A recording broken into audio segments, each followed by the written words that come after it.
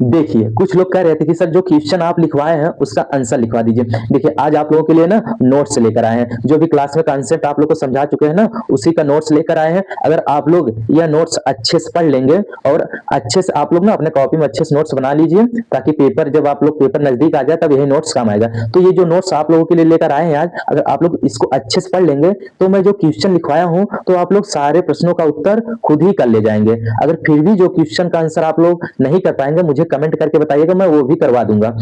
देखिए, ये जो क्वेश्चन है ना, जो मैं कहानी खंड पढ़ा चुका हूँ, बस उसी का विस्तार से नोट्स आप लोग के लिए बना के लाए हैं। तो आप लोग इसको अच्छे से पढ़ लीजिए, ताकि आप लोग जो प्रश्न लिखवाए हो उसका उत्तर अपने से कर लीजिए। अगर फिर भी आप लोग इन प्रश्नों का उत्तर नहीं कर पाएंगे तो आज आप लोग मुझे कमेंट करके बताइएगा, मैं वो भी करा दूंगा। देखिए, मैं उपन्यास पढ़ा रहा हूँ, अगर आप आज आप लोग बताएंगे सर ये वाला क्वेश्चन नहीं हो पा रहा है, आप लोग कमेंट करके बताइएगा, तो मैं वो भी करवा दूंगा। नहीं तो मैं उपन्यास पढ़ा रहा हूँ, फिर मैं उपन्यास को आगे कंटिन्यू रखूंगा। देखिए, अब ऐसे करेंगे कि उपन्यास जब पढ़ाते चलेंगे, जो जो टॉपिक आप लोग को कॉन्सेप्ट समझाते चलेंगे, साथ में आप लोग को ना नोट्स भी देते चलेंगे, ताकि आप लोग नोट्स भी बनाते चलिए अच्छे से। तो इसलिए जैसे अभी जो कहानी खंड आप लोग को पूरा पढ़ा चुके हैं ना, तो उसी का आज नोट्स लेकर आए हैं। तो आज आप लोग नोट्स देख लीजिए, और जो कह रहे थे ना सब प्रश्न का उत्तर नहीं बन पा रहा है, तो ये नोट्स आप लोग अच्छे से पढ़ लेंगे तो आप लोग खुद ही प्रश्न का उत्तर अपने से कर ले जाएंगे। तो चलिए हम लोग नोट्स देखते हैं। कहानी का परिचय। कहानी कथात्मक गद्य की एक प्रमुख विधा है। जिस रचना में कथा का ढांचा हो, कुछ घटनाएं तथा चरित्र हो तथा जो आकार में लघु हो, सामान्यतः उसे ही कहानी कह दिया जाता है। एक दृष्टि से हमारे समाज में कहानियों की परंपरा अत्यंत प्राचीन काल से ही दिखाई पड़ती है। उदाहरणार्थ जातक कथाएं, पंचतंत्र की कथाएं, हितोपदेश तथा कथासरित सागर जैसी रचनाएं इसी प्रवृत्ति का प्रतिनिधित्व करती हैं। किंतु वर्तमान काल में जब कहानी की बात की जाती है तो वह पारंपरिक कथाओं से अलग मानी जाती है। कहानी और कथा में सिर्फ दृष्टिकोण का अंतर है। जहाँ कथाओं में आदर्शवादी और नैतिकतावादी दृष्टिकोण केंद्र में होता है, वहीं आज की कहानी में यथार्थवादी दृष्टिकोण की प्रमुखता दिखाई पड़ती है। पारंपरिक कथाओं का मूल उद्देश्य नैतिक शिक्षा प्रदान करना होता है। इसलिए हर कथा के अंत में बताया जाता था कि इससे क्या शिक्षा मिलती है। वर्तमान साहित्य में जब कहानी की चर्चा की जाती है तो उसका संदर्भ अंग्रेजी के शॉर्ट स्टोरी मूवमेंट से प्रभावित कहानी परंपरा से है। आधुनिक शॉर्ट स्टोरी कहानी का आरंभ एडगर एलन पो, अमेरिका से माना जा सकता है। शॉर्ट स्टोरी कहानी के संदर्भ में वो कहते हैं कि कहानी एक ऐसा आख्यान है जो इतना छोटा है कि एक बैठक में पढ़ा जा सके और जो पाठक पर एक ही प्रभाव उत्पन्न करने के उद्देश्य से लिखा गया हो। कहानी और उपन्यास में तुलना। कहानी और उपन्यास दोनों कथानात्मक गद्य के प्रमुख विधा हैं। हमें इनकी समानताओं तथा अंतरों को समझना चाहिए। दोनों विधाओं में एक और बहुत सारी समानताएं प्रमुख ये हैं कि दोनों गद्य विधाएं हैं और दोनों में ही कथानात्मक ढांचा लिया जाता है। इतना ही नहीं, जो छह तत्व कथानक, चरित्र, वातावरण, उद्देश्य, भाषा शैली तथा संवाद उपन्यास के माने जाते हैं, वही तत्व कहानी के भी माने गए हैं। उपन्यास और कहानी में कई अंतर हैं जिन्हें हम कुछ बिंदुओं में देखेंगे। नंबर 1, उपन्यास संपूर्ण जीवन की व्याख्या करता है, जबकि कहानी जीवन के किसी एक अंग, एक घटना या एक मनोभाव को प्रस्तुत करती है। नंबर 2, उपन्यास की गति अत्यंत धीमी होती है जबकि कहानी की गति अत्यंत तीव्र होती है। इसलिए उपन्यासकार अपने आसपास के परिवेश व वातावरण की चर्चा करते हुए चल सकता है, जबकि कहानीकार को ऐसा विस्तृत मौका नहीं मिलता। नंबर 3, उपन्यास में सामान्यतः एक कथा नहीं होती बल्कि कई कथाएं साथ साथ चलती हैं। इसके विपरीत कहानी में सामान्यतः एक ही कथा को स्थान देना संभव होता है। नंबर 4, उपन्यास में पात्रों की संख्या बहुत अधिक होती है जबकि कहानी में ये संख्या कम होती है। नंबर 5, उपन्यास में चरित्रों का विस्तृत चित्रण होता है क्योंकि विभिन्न परिस्थितियों में चरित्रों को रखकर उनके व्यक्तित्व के विविध पक्षों को उभारना संभव होता है। इसके विपरीत कहानीकार को चरित्र के उतने ही पक्ष उभारने का मौका मिलता है जितने कहानी के मूल विषय के लिए आवश्यक हैं। नंबर 6, उपन्यास सामान्यतः आकार में काफी विस्तृत होता है जबकि कहानी आकार में सीमित होती है। इन्हीं सब अंतरों के कारण प्रायः देखा जा सकता है कि अच्छा उपन्यासकार हमेशा अच्छी कहानियां नहीं लिख पाता और कई अच्छे कहानीकार अच्छे उपन्यास नहीं लिख पाते। उदाहरणार्थ अमृतलाल नागर अच्छे उपन्यासकार माने जाते हैं किंतु उनकी कहानियां उतनी प्रभावशाली नहीं हैं। दूसरी ओर अमरकांत अत्यंत प्रभावशाली कहानीकार हैं, किंतु उनके उपन्यास लेखन के प्रयास उतने प्रशंसित नहीं हैं। कुछ ऐसे लेखक जरूर हैं जिनकी दोनों विधाओं में प्रभावशाली उपस्थिति है, जैसे प्रेमचंद, जैनेन्द्र, अज्ञेय और यशपाल। हिंदी की पहली कहानी। हिंदी की पहली कहानी कौन सी है, इस प्रश्न पर काफी विवाद है। विवाद का कारण यह है कि कहानी के शुरुआती दौर में कई रचनाएं लिखी जा रही थी जिनमें अलग अलग अनुपात में कहानी के तत्व दिखाई पड़ते हैं। समस्या यही तय करने में आती है कि किस रचना में कहानी के तत्वों की पर्याप्त उपस्थिति मानी जाए। सबसे प्राचीन कहानी यदि कालक्रम की दृष्टि से निर्धारित की जाए तो सैयद इंशाअल्लाह खां द्वारा 1803 या 1808 में रचित रानी केतकी की कहानी हिंदी की पहली कहानी ठहरती है। किंतु यदि कहानी के तत्वों की खोज करें तो इसे पढ़कर निराशा ही हाथ लगती है, क्योंकि यह पारसी थिएटर के लटकों झटकों से भरी मध्यकालीन किस्म की किस्सा गोई मात्र है। इसमें न तो व्यवस्थित भाषा है, न वातावरण या चरित्र चित्रण की सूक्ष्मता। काल की दृष्टि से दूसरा दावा एक अमेरिकी पादरी रिवरेंड जे न्यूटन द्वारा 1871 में रचित कहानी एक जमींदार का दृष्टांत का है। ये कहानी पहले उपलब्ध नहीं थी, किंतु अब इसे खोज लिया गया है और ये लंदन की ब्रिटिश म्यूजियम लाइब्रेरी में सुरक्षित है। लेकिन आंतरिक संरचना की दृष्टि से ये भी कमजोर है, क्योंकि इसमें धर्म प्रचारक का दृष्टिकोण ज्यादा हावी है, यथार्थवादी दृष्टिकोण कम। इसके बाद 19वीं शताब्दी के अंत में दो और प्रसिद्ध कहानियां लिखी गई। पहली है राजा शिव प्रसाद सितारहिंद द्वारा रचित राजा भोज का सपना और दूसरी है भारतेंदु हरिश्चंद्र द्वारा रचित एक अद्भुत अपूर्व स्वप्न। किंतु इन दोनों रचनाओं में भी किस्सा गोई का तत्व ज्यादा है, कहानी का कम। ज्यादा से ज्यादा इन्हें कथात्मक निबंध कहा जा सकता है, किंतु कहानी नहीं। कालक्रम की दृष्टि से इसके बाद किशोरी लाल गोस्वामी द्वारा 1900 में रचित कहानी इंदुमती का स्थान है, जो सरस्वती पत्रिका में प्रकाशित हुई थी। आचार्य शुक्ल जी ने भी इस कहानी को महत्व दिया है और लिखा है कि यदि इंदुमती किसी बंगला कहानी की छाया नहीं है तो हिंदी की यही पहली मौलिक कहानी ठहरती है। वस्तुतः शुक्ल जी का संकेत यह है कि इंदुमती शेक्सपियर की प्रसिद्ध कहानी द टेम्पेस्ट से प्रभावित किसी बंगला रचना के अनुकरण में लिखी गई है। अब यह मान लिया गया है कि इंदुमती को पुनर्तः मौलिक कहानी नहीं कहा जा सकता। 1901 में छत्तीसगढ़ मित्र नामक एक गुमनाम सी पत्रिका में माधवराव सप्रे की कहानी एक टोकरी भर मिट्टी प्रकाशित हुई। यह एक विधवा नारी और एक जमींदार की स्वार्थ लिप्सा के द्वंद्व की कहानी है, जिसमें अंततः जमींदार को पश्चाताप होता है। वस्तुतः कहानी के तत्वों की दृष्टि से यह पहली रचना है जिसे कहानी मानने में कोई समस्या नहीं दिखती। कुछ इतिहासकारों ने कुछ अन्य कहानियों को भी हिंदी की पहली कहानी सिद्ध करने का प्रयास किया है। शुक्ल जी रचित 11 वर्ष का समय 1904 बंग महिला द्वारा रचित दुलाईवाली 1907 के अतिरिक्त गुलेरी जी द्वारा रचित उसने कहा था 1915 को भी पहली कहानी सिद्ध करने का प्रयास हुए हैं। ये सब कहानी के तत्वों की दृष्टि से प्रमाणिक मानी जा सकती हैं, किंतु एक टोकरी भर मिट्टी को ही हिंदी की पहली कहानी माना जाना चाहिए, क्योंकि वह इनसे पहले प्रकाशित हो चुकी थी और उसमें कहानी के तत्व भी पर्याप्त मात्रा में मिलते हैं। हिंदी कहानी का इतिहास 5 चरण। हिंदी कहानी की संपूर्ण विकास यात्रा को 5 चरणों में विभाजित किया जा सकता है। पहला चरण प्रेमचंद पूर्व युग 1901 से 1915 तक। दूसरा चरण प्रेमचंद प्रसाद युग 1915 से 1936 तक। तीसरा चरण उत्तर प्रेमचंद युग 1936 से 1955 तक। चौथा चरण नई कहानी 1955 से 1960 तक। पांचवा चरण नई कहानी के परवर्ती आंदोलन 1960 से अभी तक।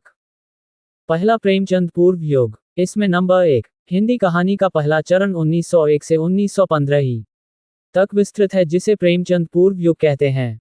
नंबर 2 इस समय कहानी परंपरा जन्म ले रही थी, इसलिए उसमें पश्चिमी कहानी परंपरा के तत्वों के साथ साथ भारतीय कथा परंपरा में निहित आदर्शवाद और नैतिकतावाद की झलक साफ दिखती है। नंबर 3 इस काल की प्रमुख कहानियों है 11 वर्ष का समय, दुलाईवाली, इंदुमती, एक टोकरी भर मिट्टी और उसने कहा था। नंबर 4 इस काल की कहानियों कहानी कला की दृष्टि से शैशवावस्था में ही है, उनमें प्रौढ़ता नहीं दिखाई पड़ती। प्रेमचंद प्रसाद युग। इसमें नंबर 1 1915 के आसपास हिंदी कहानी में दूसरे चरण का आरंभ दिखाई पड़ता है, जिसमें प्रेमचंद और जयशंकर प्रसाद ने कहानी की दो विभिन्न शैलियों का विकास किया। नंबर 2 ये दोनों लेखक 1910 के आसपास से ही लिख रहे थे, किंतु 1915 तक आते आते इनकी शैली इतनी परिपक्व हो गई कि इनके नाम से नए युग की पहचान की गई। नंबर 3 प्रेमचंद ने सामाजिक यथार्थ की परंपरा को विस्तार दिया, जबकि प्रसाद ने व्यक्ति की अनुभूतियों और उसके मनोवैज्ञानिक सत्यों को कहानियों का विषय बनाया। कहानीकार प्रेमचंद इसमें नंबर 1। प्रेमचंद ने 1907 में अपनी पहली कहानी संसार का सबसे अनमोल रत्न लिखी जो उर्दू की पत्रिका जमाना में छपी। नंबर 2। प्रेमचंद ने अपने 30 वर्षों के रचनाकाल 1907 से 1936 में लगभग 300 कहानियां लिखी जिन्हें बाद में मानसरोवर के 8 खंडों में संकलित किया गया। नंबर 3। प्रेमचंद की कहानी यात्रा को 2 चरणों में हम लोग देख सकते हैं। मोटे तौर पर पहला चरण लगभग 1907 से 1925 तक दिखाई पड़ता है जबकि 1925 से 1936 के दौर की कहानियां दूसरे चरण में शामिल की जाती हैं। नंबर 4। पहले चरण को आदर्शोन्मुख यथार्थवाद का चरण कहा जाता है। बड़े घर की बेटी और बूढ़ी काकी जैसी कहानियां इसी दौर की हैं। नंबर 5। दूसरे चरण को यथार्थवाद का चरण कहा जाता है। पूस की रात और कफन जैसी कहानियां इस दौर की प्रतिनिधि कहानियां हैं। कहानीकार जयशंकर प्रसाद इसमें नंबर 1। जयशंकर प्रसाद मूलतः छायावादी कवि है, किंतु उन्होंने हिंदी गद्य के क्षेत्र में नाटक और उपन्यास के साथ साथ कहानी परंपरा के विकास में भी महत्वपूर्ण योगदान दिया है। इन्होंने कुल 69 कहानियां लिखी। छाया, आकाशदीप, आंधी तथा इंद्रजाल कहानी संग्रहों प्रकाशित हुई हैं। आकाशदीप, पुरस्कार और गुंडा इनकी प्रसिद्ध कहानियां हैं। नंबर 2। प्रसाद का दृष्टिकोण प्रेमचंद से काफी अलग है। उनकी चेतना राष्ट्रवाद और सांस्कृतिक आदर्शवाद जैसे तत्वों से निर्मित है, इसलिए देश प्रेम जैसे विषय उनकी कहानियों के केंद्र में हैं। नंबर 3। सामाजिक यथार्थ से ज्यादा महत्व उन्होंने व्यक्ति के मन के भीतर विद्यमान मानसिक यथार्थ को दिया है। आकाशदीप की नायिका चंपा नायक से गहरा प्रेम करती है किंतु उसे पता चलता है कि नायक ही उसके पिता का हत्यारा है। वह गहरे अंतर्द्वंद्व से गुजरते हुए नायक की हत्या का निश्चय करती है किंतु कर नहीं पाती। पुरस्कार की नायिका मधुलिक को पता चलता है कि उसका प्रेमी राष्ट्रद्रोही है। उसके मन के भीतर कर्तव्य और प्रेम का द्वंद्व शुरू होता है। अंततः वह अपने कर्तव्य का अनुसरण करते हुए सच्चाई उजागर करती है किंतु जब उसे पुरस्कार देने की घोषणा की जाती है तो वह अपने लिए प्राणदंड मांगती है। नंबर 4। शैली की दृष्टि से प्रसाद जी ने वर्णनात्मक शैली का सर्वाधिक प्रयोग किया है। नंबर 5। प्रसाद की कहानियों की भाषा अत्यंत काव्यात्मक व भावमयी है जिसमें बिंब, प्रतीक, वलय जैसे तत्व घनत्व के साथ उपस्थित हैं। इसके अतिरिक्त अतीत के वातावरण का सुंदर प्रयोग भी प्रसाद की कहानियों की विशेषता है। उत्तर प्रेमचंद युग। हिंदी कहानी के विकास में 1935 से 1955 का समय उत्तर प्रेमचंद युग कहलाता है। ये युग 2 विचारधाराओं के प्रभाव का युग है, मार्क्सवाद तथा मनोविश्लेषणवाद। मार्क्सवाद से प्रभावित धारा को प्रगतिवादी या समाजवादी कहानी कहते हैं जबकि फ्रॉइड के मनोविश्लेषणवाद से प्रभावित धारा को मनोवैज्ञानिक या मनोविश्लेषणवादी कहानी कहा जाता है। पहला, प्रगतिवादी कहानी। इसमें नंबर 1। प्रगतिवाद मार्क्सवाद का साहित्यिक संस्करण है। इस धारा के रचनाकार समाजवादी यथार्थवाद के समर्थक हैं, जिसके अनुसार जीवन यथार्थ की खोज आर्थिक परिस्थितियों में की जानी चाहिए। इस विचारधारा के अनुसार कहानी या साहित्य की किसी भी विधा को वर्गीय शोषण व दमन का विरोध करना चाहिए। नंबर 2। प्रगतिवादी लेखक शिल्प को गौण मानते हैं और मजदूर, किसान तथा अन्य वंचित वर्गों के शोषण व दमन का विरोध करने वाली संवेदना को साहित्य का प्राणतत्व मानते हैं। नंबर 3। इस धारा के सबसे समर्थ लेखक यशपाल हैं। यशपाल की अधिकांश कहानियों के मूल में प्रगतिवादी चेतना देखी जा सकती है। उदाहरण के लिए भूख के 3 दिन की कहानियों में बेरोजगारी तथा वर्गभेद की समस्या लगातार मुखर हुई हैं। नंबर 4। यशपाल के अलावा इस धारा के अन्य लेखकों में राहुल सांकृत्यायन, नागार्जुन तथा रांगेय राघव प्रसिद्ध हैं। दूसरा, मनोवैज्ञानिक या मनोविश्लेषणवादी कहानी। इसमें नंबर 1। मनोवैज्ञानिक कहानी धारा फ्रॉइड के मनोविश्लेषणवाद से वैचारिक प्रभाव ग्रहण करती है। इसमें मुख्यतः 3 कहानीकार शामिल हैं, जैनेन्द्र, इलाचंद्र जोशी तथा अज्ञेय।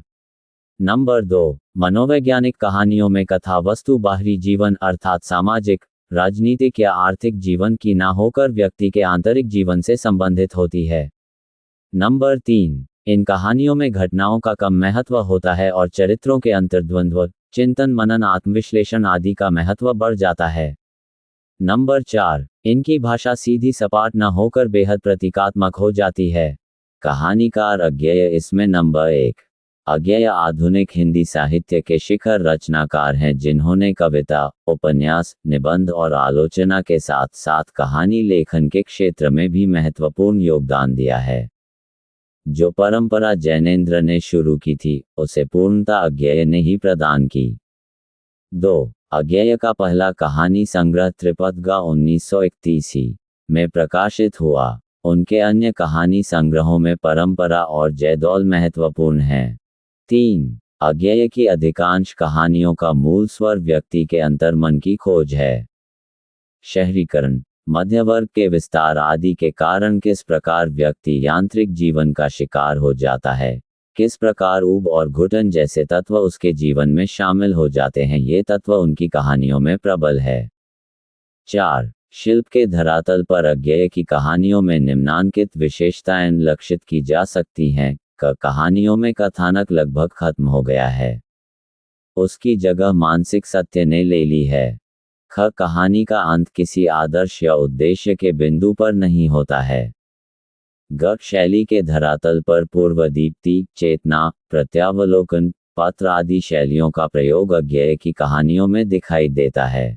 4. है नई कहानी। नई कहानी हिंदी कहानी के इतिहास का सबसे महत्वपूर्ण आंदोलन है जो मोटे तौर पर 1955 से 1963 के बीच विकसित हुआ। 1956 में भैरव प्रसाद गुप्त के संपादन में नई कहानी नाम से एक विशेषांक निकला जिसमें 18 लेखकों की कहानियां शामिल की गई।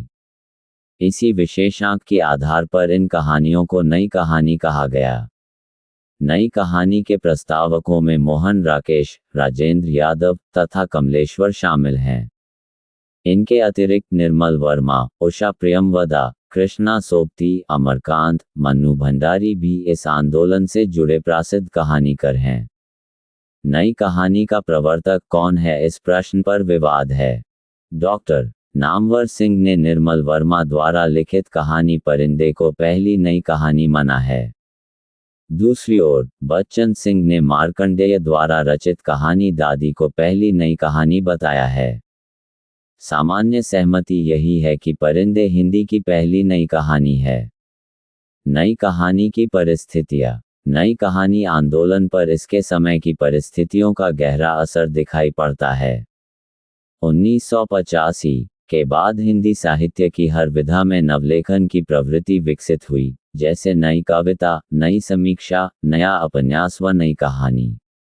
इन सभी आंदोलनों के मूल में प्रायः एक सी परिस्थितियों कार्यरत थी। इस समय आज़ादी से मोह भंग होने लगा था जिसने साहित्यकारों को निरर्थकता बोध से भर दिया था।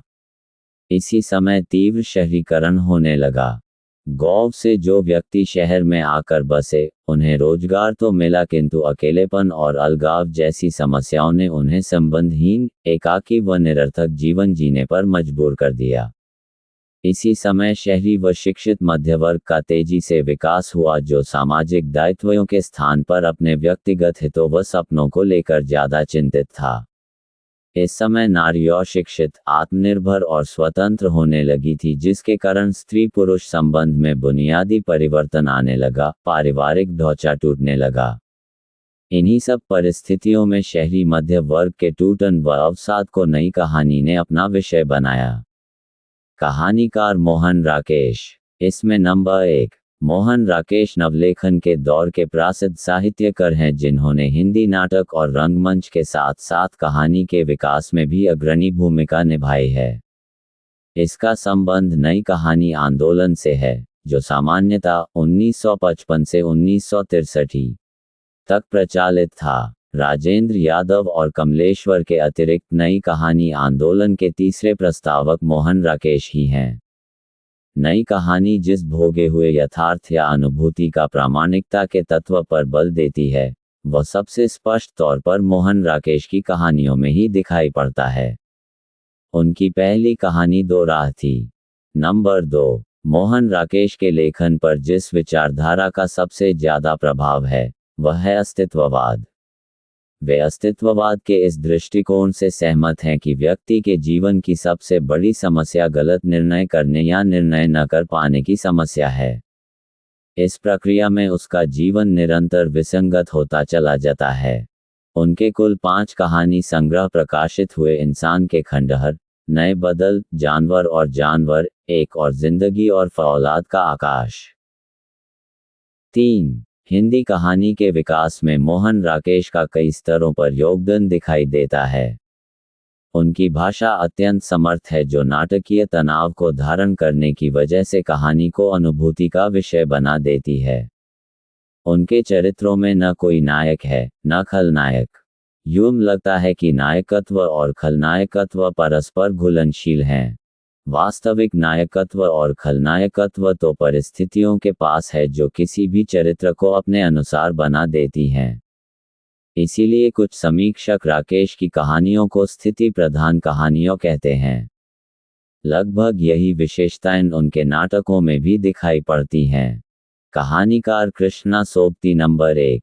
कृष्णा सोबती हिंदी की नारी लेखन परंपरा की सबसे सशक्त हस्ताक्षर हैं जिन्होंने कहानी और उपन्यास दोनों विधाओं में अत्यंत प्रामाणिक लेखन किया है। नारी लेखन के समर्थक नारीवादी की इस प्रमुख मान्यता से सहमत है कि नारी की समस्याओं को नारियों ही समझ सकती हैं, पुरुष नहीं, क्योंकि संवेदना चाहे कितनी भी गहरी हो, वह स्वयं वेदना के समकक्ष नहीं हो सकती। कृष्णा सोबती के कथा साहित्य में नारीवाद का यही बीज भाव लगातार विकसित हुआ। 2. कृष्णा सोबती का एक प्रसिद्ध कहानी संग्रह बादलों के घेरे है। इसमें शामिल सभी कहानियां नई कहानी आंदोलन से जुड़ती हैं। इन कहानियों की मूल समस्या पारिवारिक संबंधों की टूटन और स्त्री पुरुष संबंधों में आया बदलाव ही है। 3. बादलों के घेरे में उनकी लंबी कथा यात्रा को समेटती 24 कहानियां हैं। इन सभी कहानियों को मोटे तौर पर 3 वर्गों में बांटा जा सकता है। 4. इनकी कहानियों की भाषा मन की सूक्ष्म संवेदनाओं को पकड़ने की क्षमता रखती है। छोटे छोटे वाक्यों से गठित संवाद कहानी को प्रभावपूर्ण एवं संप्रेषणीय बनाते हैं।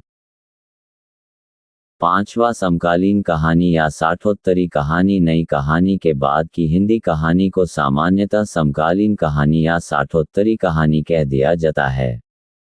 इसके अंतर्गत कई कहानी आंदोलन सीमित या व्यापक रूप में दिखते हैं जिनमें प्रमुख हैं कहानी, समानांतर कहानी, जनवादी कहानी, सचेतन कहानी, सहज कहानी तथा सक्रिय कहानी।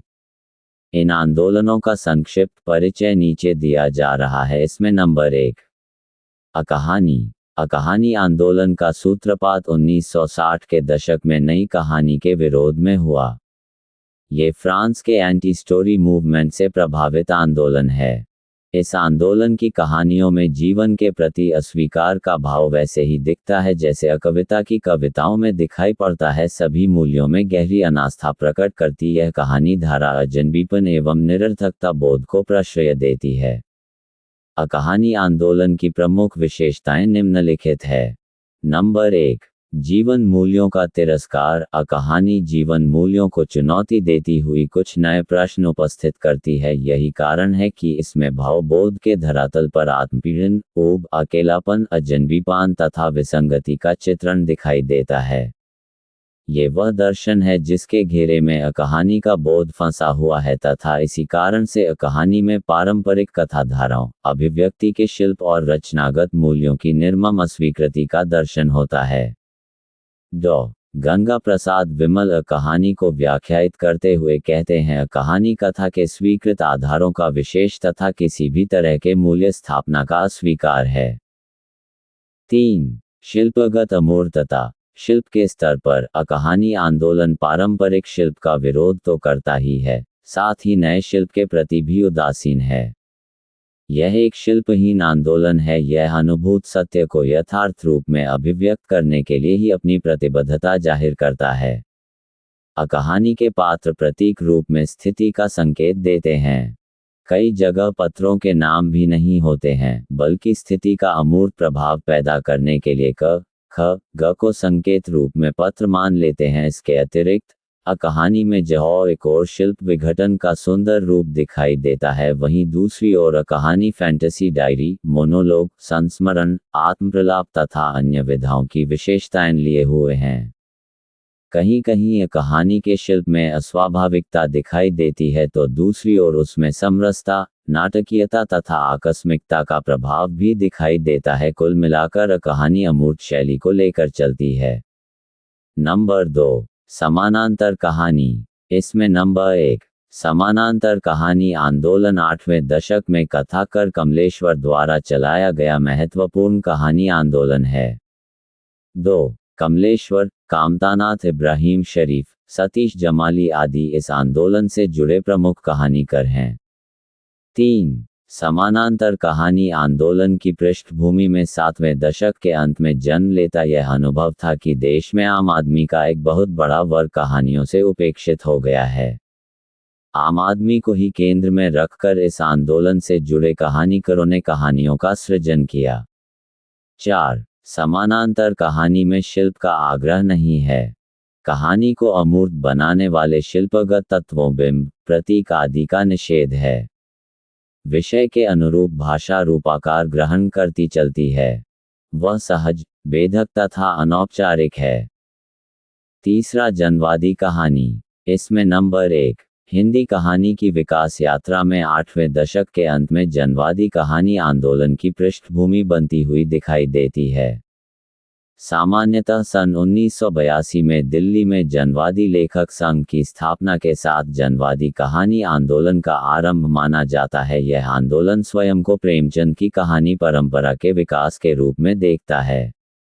2, 1982 से लेकर अब तक इस कहानी आंदोलन से जुड़े कई रचनाकार कहानी लेखन के क्षेत्र में सक्रिय रहे हैं, जिनमें स्वयं प्रकाश, रमेश उपाध्याय, असगर वजाहत, शिवमूर्ति, संजीव, सूरज पालीवाल आदि प्रमुख हैं। 3, जनवादी कहानी कथ्य के अनुरूप सहज शिल्प एवं भाषा के प्रयोग पर विश्वास करती है। 4, काशीनाथ सिंह की सुधीर घोषाल, स्वयं प्रकाश की सूरज कब निकलेगा, शिवमूर्ति की कसाई बढ़ा, संजीव की अपराध आदि इस धारा की प्रमुख कहानियां हैं। 4, सचेतन कहानी। यह आंदोलन 1960 के बाद महीप सिंह द्वारा शुरू किया गया। इनका दावा है कि नई कहानी तथा कहानी के दौर की कहानियों संतरास और निरर्थकता बोध को इतना ज्यादा दिखाती हैं कि जीवन जीने की इच्छा खत्म होने लगती है। सचेतन कहानी संघर्ष और जागरूकता का समर्थन करती है। इसके प्रमुख उदाहरण हैं महीप सिंह की कील तथा शैलेश मटियानी की उसने नहीं कहा था। 5वां, सहज कहानी। इस आंदोलन के प्रवर्तक अमृत राय थे, हालांकि उन्होंने कहा है कि यह कोई आंदोलन नहीं है। सहज कहानी का दावा है कि इतने सारे आंदोलनों द्वारा कहानी पर विचारधाराएं थोपे जाने के कारण वह मूल कथा रस खत्म हो गया है, जो कहानियों का प्राण माना जाता है। अतः सहज विषय तथा सहज भाषा में कहानी लिखना ही सहज कहानी की मांग है। नासिरा शर्मा और रमेश बत्रा इस दौर के प्रमुख लेखक हैं। 6वां, सक्रिय कहानी। यह आंदोलन 1962 में राकेश वत्स द्वारा मंच पत्रिका के माध्यम से शुरू किया गया। इनका दावा है कि कहानीकारों को समस्याओं का निष्क्रिय प्रस्तुतिकरण नहीं करना चाहिए, बल्कि उनसे लड़ने का हौसला भी पाठक को देना चाहिए। राकेश वत्स की कुछ कहानियां इस दौर में प्रसिद्ध हुई, जैसे हमें अपनी लड़ाई खुद लड़नी है और एक न एक दिन। इसी तरह के रोजाना वीडियो पाने के लिए आप इस चैनल को सब्सक्राइब कर सकते हैं। Please subscribe this channel. धन्यवाद।